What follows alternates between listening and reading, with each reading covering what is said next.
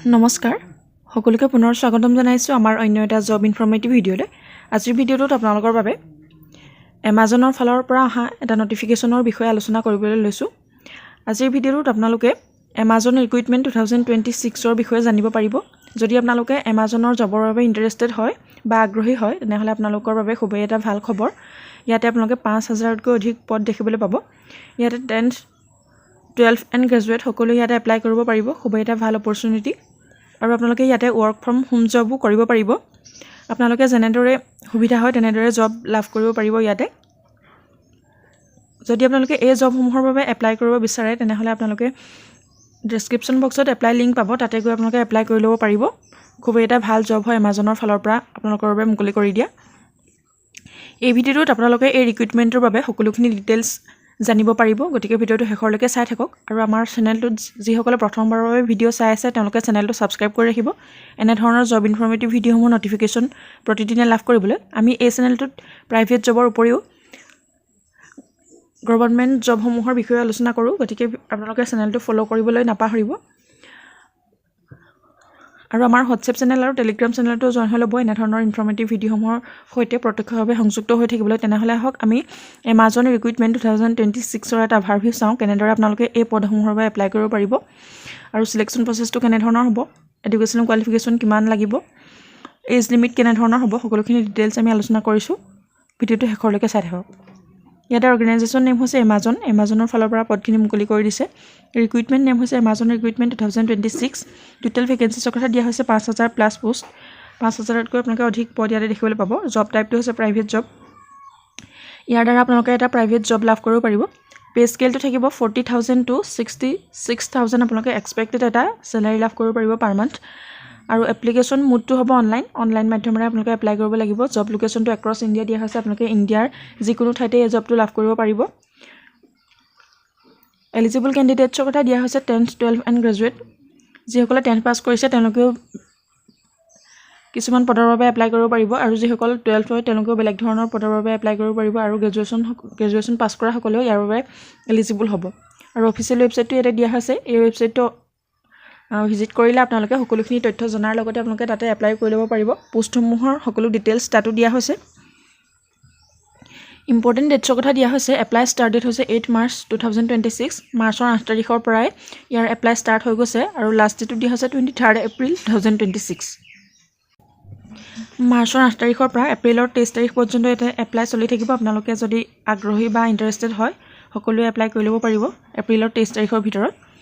আৰু ইয়াতে আপোনালোকৰ বাবে খুবেই এটা ভাল খবৰ, ইয়াতে কোনো ধৰণৰ এপ্লিকেশ্যন ফিজ নাই।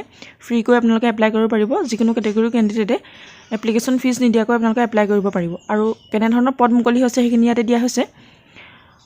Customer service associate, customer support executive, transportation representative, GOAI associates, customer service associates, team lead, quality assurance, selling partner support associates. এনেধৰণৰ আপোনালোকে বিভিন্ন ধৰণৰ পদ ইয়াতে দেখিবলৈ পাব। কোনটো পদৰ বাবে আপোনালোক আগ্ৰহী হয় বা এলিজিবল হয় তাতে আপোনালোকে এপ্লাই কৰি ল'ব পাৰিব।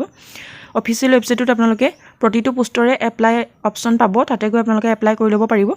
আৰু এজ লিমিটখিনি দিয়া হৈছে 18ৰ পৰা 40 ইয়াৰ্ছৰ কেণ্ডিডেটসকল ইয়াতে এলিজিবল হ'ব। যিসকল 18ৰ পৰা 40 বছৰৰ কেণ্ডিডেট আছে তেওঁলোকে ইয়াতে এপ্লাই কৰিব পাৰিব। ইয়াৰ পাছতে এডুকেশ্যন কোৱালিফিকেশ্যনৰ কথা কোৱা হৈছে। 10th 12th এণ্ড গ্ৰেজুৱেটসকলে এপ্লাই কৰিব পাৰিব। ইয়াতে আপোনালোকৰ বেলেগ একো কোৱালিফিকেশ্যন বিচৰা নাই, ডিপ্ল'মা বা আপোনালোকৰ কোনো ধৰণৰ চাৰ্টিফিকেট ইয়াতে বিচৰা নাই। 10th 12th এণ্ড গ্ৰেজুৱেট হ'লে আপোনালোকে এপ্লাই কৰিব পাৰিব। যিকোনো ডিচিপ্লিনত গ্ৰেজুৱেশ্যন কৰা হ'লে আপোনালোকে এপ্লাই কৰিব পাৰিব। আৰু চিলেকশ্যন প্ৰচেছটোৰ কথাও ইয়াতে জটিল নহয়। চিলেকশ্যন প্ৰচেছটো ইয়াতে ইণ্টাৰভিউ আৰু ডকুমেণ্ট ভেৰিফিকেশ্যনৰ যোগেদি আপোনালোকৰ চিলেকশ্যন প্ৰচেছ হ'ব। কোনো ধৰণৰ লিখিত পৰীক্ষা আপোনালোকৰ দিব নালাগে। প্ৰথমতে আপোনালোকৰ এপ্লাই কৰাৰ পাছত ইণ্টাৰভিউৰ বাবে মাতিব, আৰু তাৰপিছত ডকুমেণ্ট ভেৰিফিকেশ্যনৰ যোগেদি আপোনালোকৰ ইয়াতে চিলেকশ্যন প্ৰচেছটো হ'ব। আৰু যদি আপোনালোক আগ্ৰহী হয় বা এলিজিবল হয় তেনেহ'লে আপোনালোকে সকলোৱে ইয়াতে এপ্লাই কৰিব পাৰিব। ডেছক্ৰিপশ্যন বক্সত আপোনালোকে এপ্লাই লিংক পাব, তাতে আপোনালোকে তাৰ যিটো অফিচিয়েল ৱেবছাইট বা এপ্লাই কৰাৰ যিটো ৱেবছাইট আছে সেইটো আমি ডেছক্ৰিপশ্যন বক্সত দি দিম। তাতে গৈ আপোনালোকে সেই অফিচিয়েল ৱেবছাইটত এবাৰ ক্লিক কৰিব। ক্লিক কৰাৰ পাছত আপোনালোকে কেৰিয়াৰ্ছ অৰ জব ছেকশ্যনত যাব। তাতে গ'লে আপোনালোকে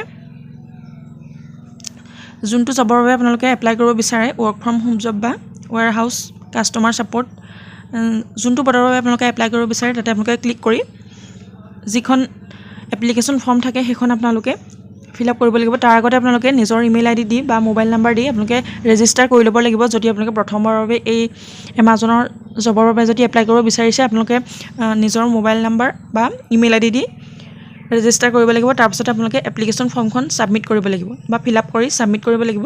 আৰু তাৰপিছতে যিখিনি আপোনালোকৰ ৰিকুৱাৰ্ড ডকুমেণ্টছ থাকে সেইখিনি আপোনালোকে আপলোড কৰিব লাগিব। ৰিজিউম, আইডি প্ৰুফ, চাৰ্টিফিকেটছ, এনেধৰণৰ আপোনালোকে ফটো, ছিগনেচাৰ সেইখিনিও আপোনালোকৰ আপলোড কৰিব লগা হ'ব পাৰে। সেইখিনি আপোনালোকে তাতে আপলোড কৰি তেনেদৰে নিজৰ মোবাইলতে হ'লেও এপ্লাই কৰিব পাৰিব। যোনসকল আগ্ৰহী হয় এই জবটোৰ বাবে আপোনালোকে সকলোৱে তেনেদৰে এপ্লাই কৰি ল'ব পাৰিব। খুবেই এটা ভাল অপৰচুনিটি আৰু সুবিধা আপোনালোকৰ বাবে মুকলি হৈছে। আৰু আপোনালোকৰ বন্ধুবৰ্গৰ মাজতো যদি এই নটিফিকেশ্যনটো শ্বেয়াৰ কৰিব বিচাৰে তেনেহ'লে তেওঁলোকৰ মাজতো আপোনালোকে নটিফিকেশ্যনটো শ্বেয়াৰ কৰি দিবলৈ নাপাহৰিব, তেওঁলোকেও যাতে এই জবসমূহৰ বাবে এপ্লাই কৰিব পাৰে।